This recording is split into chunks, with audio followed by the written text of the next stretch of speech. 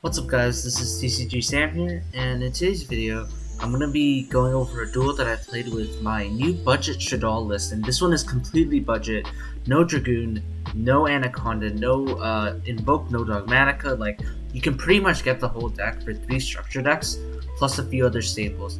So if you guys want to see the profile for this, please remember to leave a comment below letting me know you want it, and let's try to get this video to at least 15 likes so I can actually be motivated to post the deck profile. But yeah, I promise the deck profile is gonna be really nice, and it's gonna be completely budget this time. So like every card in is pretty much like under $5 to $10, and it's super affordable. And pretty sure it all comes to a total of maybe like somewhere between 50 and 100 Canadian dollars. But yeah, anyways, without further ado, let's get into the duel. So I win the die roll, and I choose to go first because I feel like going first with this deck's just a lot better. Although a problem with going first is like if you don't draw a fusion spell, I just feel like you're in such a bad spot because like you just have to set a monster, and going second gives you cards like Super Polymerization to actually act as your like 9th fusion spell. But yeah, regardless, our hand is pretty nice here.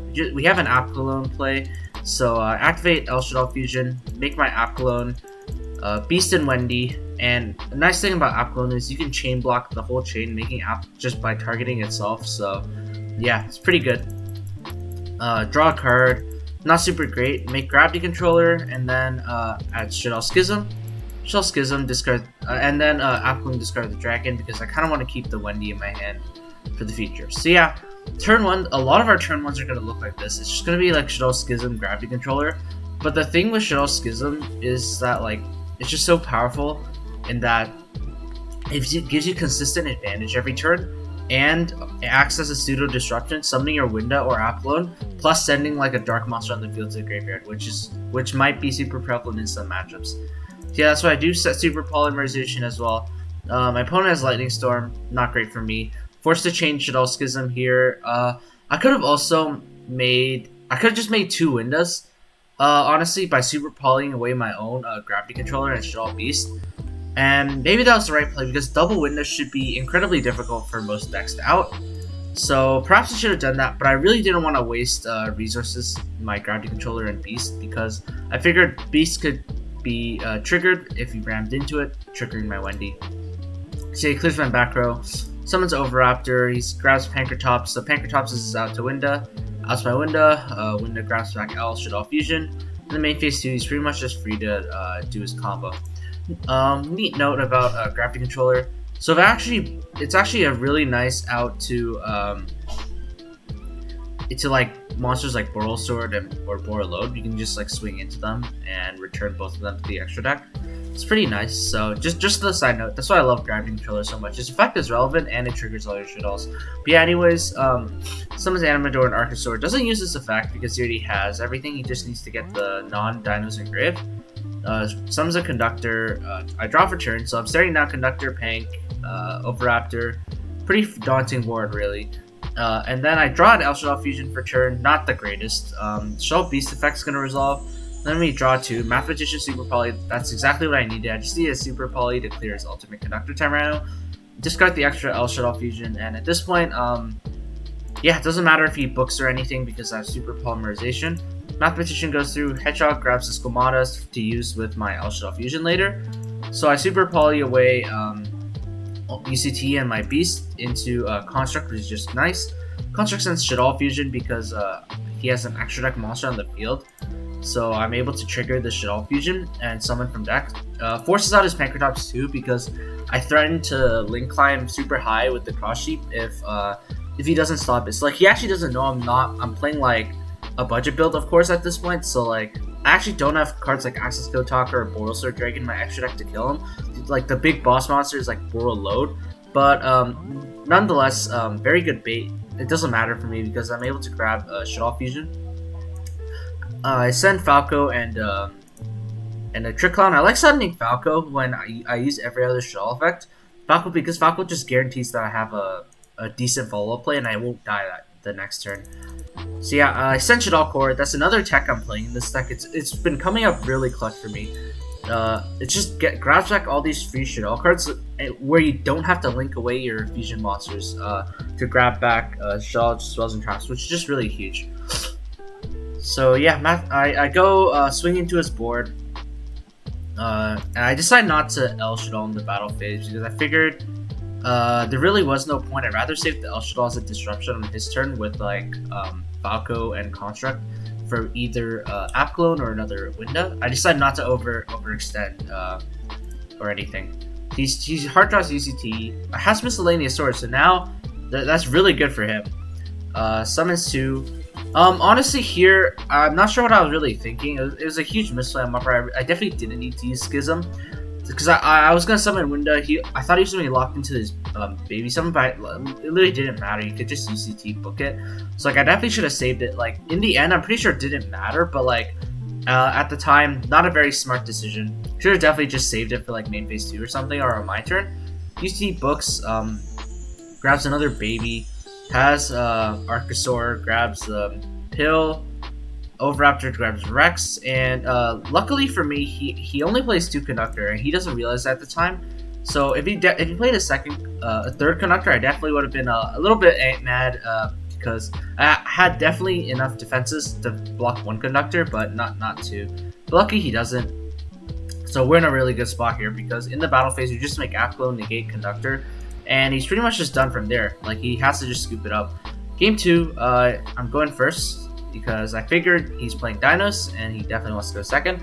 Another tech I play in this deck is Shaddoll Fusion. So you guys are going to be seeing a lot of different techs in my deck, and I'm going to be explaining all the card choices in the deck profile. So be sure to get this video to 15 likes to see that, guys. So yeah, anyways, continuing the duel. Have a really nice hand here. We've been drawing pretty well. I played a bunch of other duels where I didn't draw so well. I just drew a handful of like flip monsters, which is why I decided to put Shaddoll Fusion in there. Because as an extra fusion spell and acts as a starter with constructs, like you're gonna see in this case, I don't have to use the Veiler for my construct because I can just declare light, fuse away the Wendy and Beast in my hand, summoning construct. Against Dinos, I actually sided out Shaddoll Dragon just now, so I actually decided to dump summon a Squamata and dump an Incarnation because I wanted this to act as a disruption during his battle phase. Because honestly, at this point, I wasn't sure what I was going to summon off Wendy. Like, I could summon another beast, but the beast just really doesn't do anything. And no matter what I send off a construct, if I send Schism or something, like perhaps Schism was the right choice because I'd have a winda here, and then Schism would grab me like an App Clone, a winda, or a construct on his turn. So like, I'm pretty sure this was a pretty poor choice on my part. Definitely should not have sent the Resh to act as disruption, considering Lost World is a very, very prevalent card. Gravity Controller turns into Construct turns into Gravity Controller aspect Nef because at this point I wanted the Resh in the grave to act for Squamata to act as a disruption. Although, like looking back now, it's incredibly foolish of me. I just set the Shaddoll Fusion. The reason for that, 2 reasons for that. One, to play around his Lightning Storm, which I'm pretty sure he has if he's blind seconding. And second of all, Super Polymerization, I needed it to break his Conductor once it became my turn, because I figured I would definitely not die if I was able to stick a winda, because he'd be forced to like search a Pancratops and swing over it in the battle phase, so I was definitely not going to die. Plus I had a Veiler, so for next turn I was figuring if I just survive Super Poly away his Conductor, I'd just definitely be in a good spot. Turns out he does have Lightning Storm. I'm forced to make my winda here. Just gonna want to send Wendy set Beast, because at this point I'm really low on Shaddoll monsters. They definitely need some Shaddoll monsters. Here I use Resh on Beast because I want to try to draw into my 2 of my other Veilers. Draw Dynamiscus Allure. Discard the Allure because we have no Darks. Dynamiscus really good against the Dino matchup because in the battle phase, when they can't be protected by Misk, you just banish their Conductor. Only problem is Lost World puts a stop to a lot of that. I'm forced to Veiler here. I really felt like I didn't have a choice to hold the Veiler because once the Lost World token came down, like there's nothing I could do. So I just have to hope he didn't have Misk, but of course he had it. All Dino players have it. Searches the Pank specials.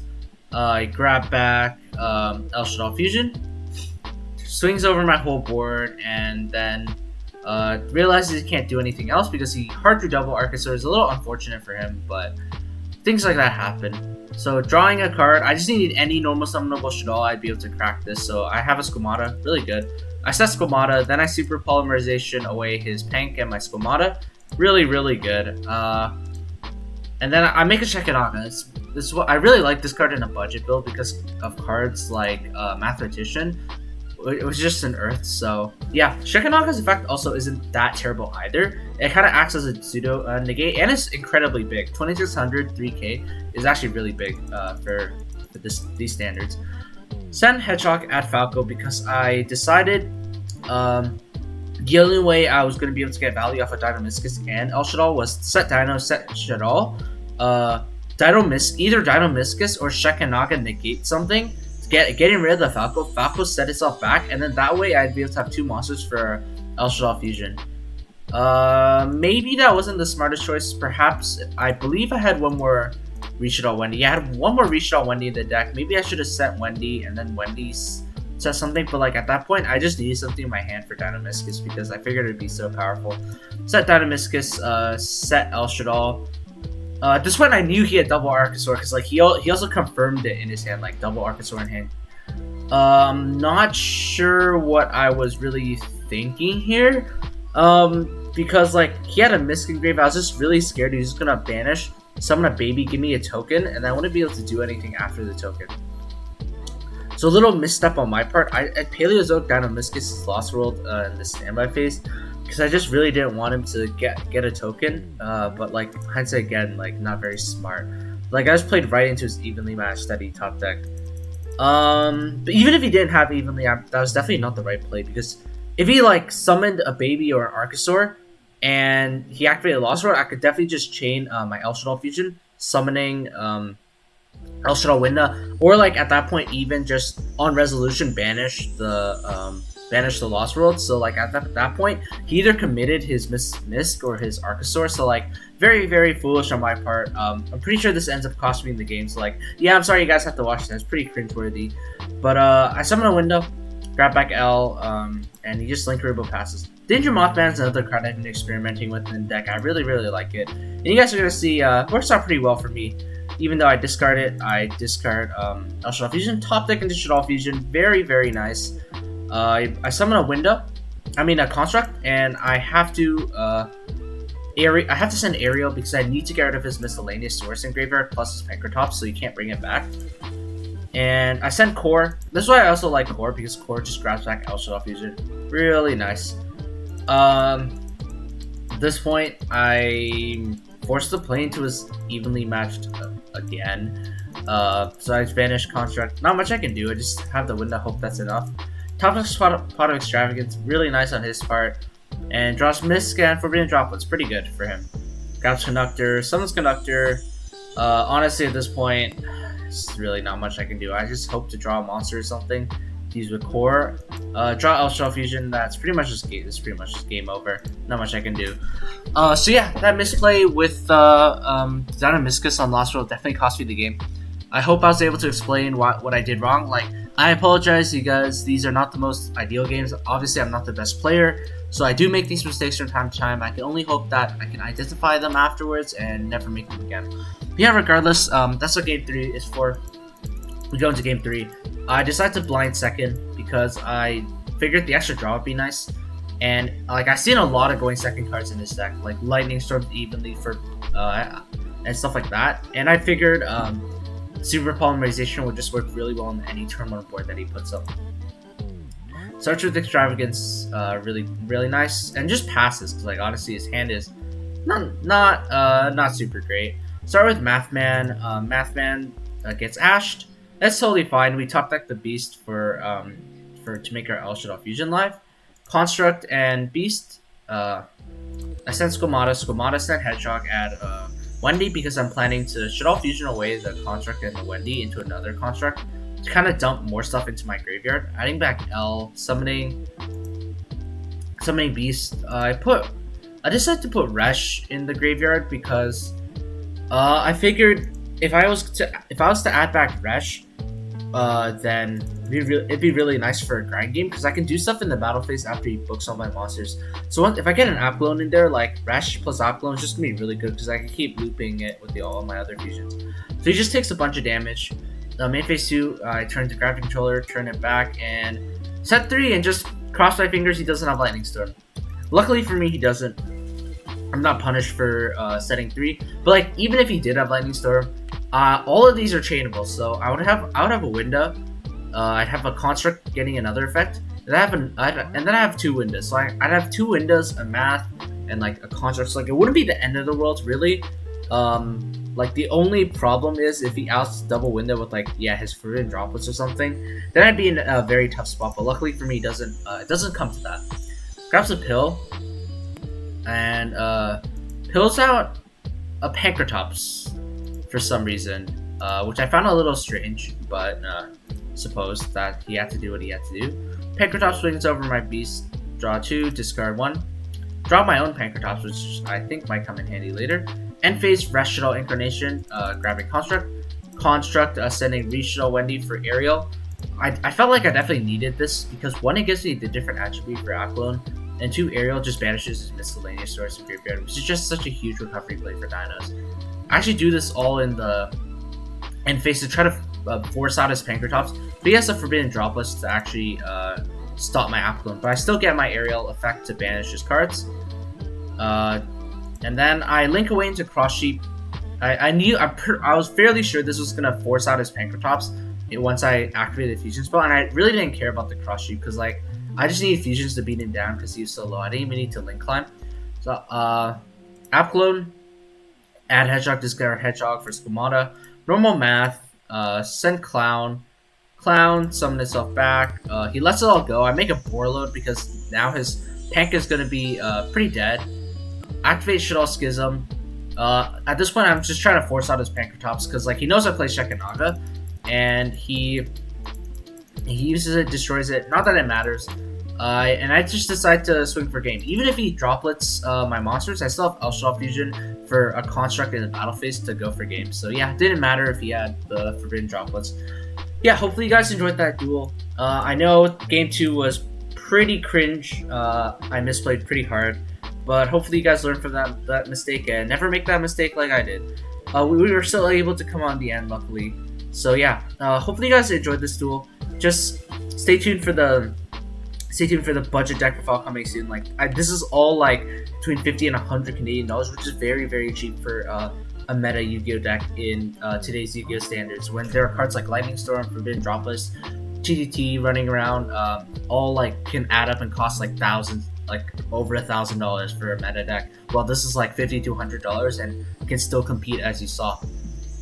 But yeah, anyways, remember, get this video to 15 likes and I will be posting the budget Shaddoll list sometime within the next week, probably late next week because of school. But yeah, regardless, thank you guys so much for watching once again. Hopefully you guys enjoyed the video. Please remember to leave a like and subscribe, and I will see you guys soon. If you guys want the cheapest Yu-Gi-Oh cards on the market in Canadian dollars with free shipping to Canada, then be sure to check out my eBay page in the description below.